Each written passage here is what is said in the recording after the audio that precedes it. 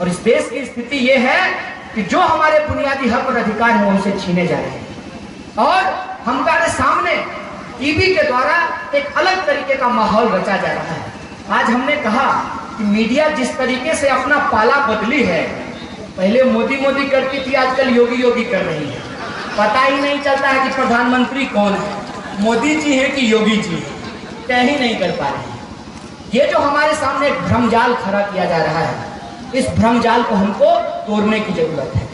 क्या कहे हैं योगी जी कि एंटी मजनू स्क्वाड बनाए हैं। अरे भैया, कोई प्रेम करना चाहता है तो करने दो। अगर कोई किसी को छेड़ रहा है तो जिसको छेड़ रहा है उसके पैर में चप्पल है, वो उठा करके उसके गाल पे रसीद कर देगी। आप कौन होते हैं इसमें, 3 में कि 13 में? मसला ये है कि इसमें आपको फंसाना चाहते हैं। तो हमने उनको कहा संवाद के द्वारा, डायरेक्ट तो मिलते नहीं है ना, प्रधानमंत्री देश में नहीं रहते हैं, आप सब लोग जानते हैं, तो इनसे संवाद तो कैसे हो सकता है सोशल मीडिया के द्वारा।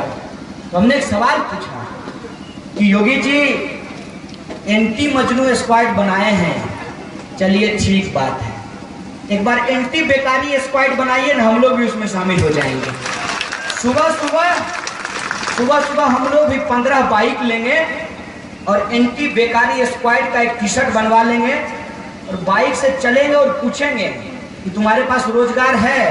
बोलेगा कि नहीं, तुरंत उसको पकड़ करके डीएम के पास ले जाएंगे और कहेंगे डीएम साहब कि बेरोजगार है, उसको नौकरी दीजिए, उसको नौकरी नहीं दीजिएगा, उसको नौकरी नहीं दीजिएगा तो ये बेकार जो है गोंदिया की सड़क पे घूमता रहेगा, लड़की छेड़ेगा, दुकानदार से जबरदस्ती समोसा खा जाएगा। ठीक है, कल को हो सकता है इसको कोई बहला फुसला करके नक्सली बना दे, उससे भी बहला फुसला करके कोई इसको आतंकवादी बना दे। इसलिए ये बेरोजगार जो है देश के लिए खतरनाक हो सकता है। देश की रक्षा के लिए इसको तुरंत रोजगार दे दीजिए, यही हम आपसे मांग रहे हैं। ये है इनका नाटक कि आप रोजगार की बात नहीं करेंगे, आप अच्छे दिन की बात नहीं करेंगे, आप महंगाई कम हुई कि नहीं हुई इसकी बात नहीं करेंगे, महिलाओं के जो बलात्कार हो रहे थे वो रुके कि नहीं रुके आप इसकी बात नहीं करेंगे। और क्या कहते थे, बहुत हुआ भ्रष्टाचार, अब की बार मोदी सरकार जी, जीजा जी, किसी केस में कोई जेल गया है मुझे बता दीजिए? एक आदमी को भी ये पकड़े हो, ये पकड़ते किसको हैं? जो विद्यार्थी अपना फेलोशिप मांग रहा हो, जो दलित अपना अधिकार मांग रहा हो, जो आदिवासी अपना जमीन मांग रहा हो, जो बेरोजगार अपना रोजगार मांग रहा हो, जो विद्यार्थी अपनी शिक्षा मांग रहा हो, उसको उठा करके ये जेल में डाल देते हैं। अभी अलवर के अंदर एक अल्पसंख्यक समुदाय के इंसान को दिन दहाड़े मार दिया गया और इस देश की बहुत बड़ी आबादी को कोई फर्क नहीं पड़ा। उसको लगा कि वो मरा है, अपने बाप का क्या गया। और देश की जनता का मानसिकता देखिए, इंसान मर जाए तो दर्द नहीं होता, गोवा में पार्टी बंद हो जाए तो बड़ा दर्द होता है। और समाज के अंदर जो शोषक लोग हैं वो नंगे होकर आज हमारे सामने में आ गए हैं और जो शोषित जनता है उसको बार बार विवश कर रहा है कि जात धर्म का झगड़ा छोड़ो, अपने हक के लिए नाता जोड़ो। ये बात आज हमारे सामने आ गई है। अलवर के अंदर जिसको मारा गया वो अल्पसंख्यक समुदाय से था। मारा किसके नाम पे गया? माता जी के नाम पे, गाय के नाम पे। गाय हमारी माता है, इंसान से हमारा कोई नाता नहीं है। और उसी अलवर के बगल में हरियाणा का एक जगह है, आप सब लोग उसका नाम जानते होंगे, झज्जर। झज्जर में इससे पहले 5 दलितों को मार दिया गया था क्योंकि वो मरी हुई गाय उठा करके ले जा रहे थे। तो आप बताइए, गाय के नाम पे एक तरफ मारे दलित को, दूसरी तरफ मारे अल्पसंख्यक को, कि एक साथ कुर्सी पे बैठेंगे कि नहीं बैठेंगे और आपको कुर्सी से धक्का मार करके उतारेंगे कि नहीं उतारेंगे, ये सवाल आपको सोचना पड़ेगा। ये सवाल अगर हम सोचने के लिए तैयार हैं तो मैं कहता हूं कि इस देश को बचाया जा सकता है। और जो संवैधानिक मूल्य है जिसमें हमने धर्मनिरपेक्षता की बात की है, कोई दिक्कत नहीं है। कोई इंसान किसी भी धार्मिक उपासना को अपना सकता है, किसी मंदिर में जा सकता है, किसी मस्जिद में जा सकता है, किसी भी तरीके का पूजा वो कर सकता है, किसी भी तरीके का वो इबादत कर सकता है, चर्च में जा सकता है, गुरुद्वारे में जा सकता है, ये उसका अधिकार है। लेकिन असली सवाल क्या है? असली सवाल ये है कि गुरुद्वारे से निकलें या चर्च से निकलें, मस्जिद से निकलें या मंदिर से निकलें, सबसे पहली चिंता ये होगी खुद क्या खाएंगे और बच्चे को क्या खिलाएंगे। तो ये जो एक फर्जी विमर्श खड़ा किया जा रहा है, एक तरफ देश के नाम पर और दूसरी तरफ आस्था के नाम पर, इस विमर्श को आपको समझना पड़ेगा। और इस विमर्श को जब आप समझने के लिए तैयार हैं तो आपको रास्ता भी दिखाई देगा। और वो रास्ता ये है कि शोषित जनता जिसके बुनियादी हक की बात, रोजी रोटी, कपड़ा, मकान, शिक्षा, स्वास्थ्य और आत्मसम्मान की जो बात है, ये बात साफ साफ समझ में आएगी।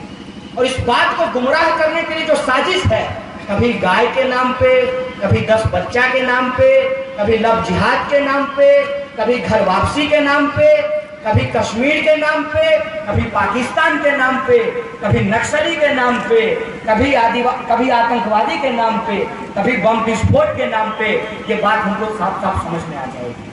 और ये बात भी समझ में आ जाएगी कि जो जनता लड़ रही है उसको किस तरीके से बदनाम किया जा रहा है। आप लोग गांव में से कुछ लोग रहते होंगे तो एक बात जानते होंगे कि किसी विधवा के पास यदि कोई छोटा जमीन का टुकड़ा हो तो उस जमीन के टुकड़ा को कब्जा करने के लिए उसको डायन बता दिया जाता है। आज इस देश के अंदर लोगों के हक और अधिकार को छीनने के लिए उनको बदनाम करने की साजिश की जा रही है। आप सब जानते हैं कि इस देश में आदिवासी यदि अपने जल जंगल जमीन की बात करेगा तो उसको नक्सली कह दिया जाएगा। मुसलमान अगर अपने हक अधिकार की बात करेगा तो उसको पाकिस्तानी, आतंकवादी और इंटरनेशनल कह दिया जाएगा। कोई गरीब अगर अपने हक और अधिकार की बात करेगा तो उसको देशद्रोही कह दिया जाएगा। ये जो स्टिकर लगाया जा रहा है लोगों के ऊपर, उस स्टिकर को उतार करके आपको समझना पड़ेगा इस देश की स्थिति क्या है। और आजकल मेक इन इंडिया की बात की जा रही है। मेक इन इंडिया, आहा कितना बढ़िया है। एक मूर्ति बन रही है इंडिया के इंटीग्रेशन का, जिनको क्रेडिट दिया जाता है सरदार वल्लभ भाई पटेल का। पता है वो मूर्ति कहाँ बन रहा है? Make in China. नारा मेक इन इंडिया, मूर्ति बनेगा चाइना में, बाहर मेक इन इंडिया। और मेक इन इंडिया की जब बात हो रही है तो स्वच्छ भारत अभियान की याद आ गई। हजारों साल से जो लोग आपका कूड़ा उठाते रहे उनको कभी बराबर में बिठाने के बारे में नहीं सोचा और स्वेच्छाग्रह की बात कर रहे हैं। मोदी जी, आप जो आरएसएस की चाल को डेवलपमेंट के तरीके के साथ हमारे सामने प्रस्तुत कर रहे हैं, मैं जरा उसका पोल खोलना चाहता हूं। आरएसएस ने कहा सामाजिक न्याय मत बोलिए, सामाजिक समरसता बोलिए। बाहर समरसता, आओ आओ आओ आकर के जरा हमारे घर में हमारे साथ रह करके, हमारे खेतों में काम करके, गटर में उतर करके दिखाओ, तब समझते हैं कि समरसता कैसा होता है। हजारों साल से हमारे अधिकारों को छीन करके रखा और आज जब हम अपने हक को लेकर के संगठित हो रहे हैं तो आपको समरसता याद आ रही है। आजकल इनका मध्य प्रदेश में एक कार्यक्रम चल रहा है, चूल्हा चक्की कार्यक्रम, जिसमें ये दलितों के घर जाते हैं, खुद खाना बना करके खाते हैं। अरे साहब, कभी हमको भी अपने घर बुलाइए और आपके किचन में हम बना करके खाते हैं, जरा वो खाना खिलाइए।